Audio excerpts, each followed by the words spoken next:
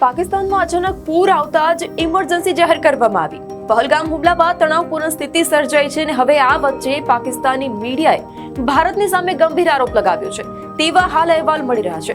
પાકિસ્તાનના મીડિયા અહેવાલ અનુસાર પાકિસ્તાનના મુઝફ્ફરાબાદ જિલ્લાની આસપાસ પાણીનું સ્તર ઝડપથી વધી રહ્યું છે। પૂર જેવી સ્થિતિ સર્જાઈ રહી છે, જેને કારણે સમગ્ર વિસ્તારમાં વોટર ઇમરજન્સી જાહેર કરવામાં આવી। પાકિસ્તાનની મીડિયાએ આ સ્થિતિ માટે પણ ભારતને જવાબદાર ઠેરવ્યું છે। એક અહેવાલ મુજબ ભારતે પાકિસ્તાનને જાણ કર્યા વિના જેલમ નદીનું પાણી છોડી દીધું હોવાનો દાવો કરવામાં આવ્યો છે, જેને લઈને પૂરની ગંભીર પરિસ્થિતિ ઊભી થઈ છે।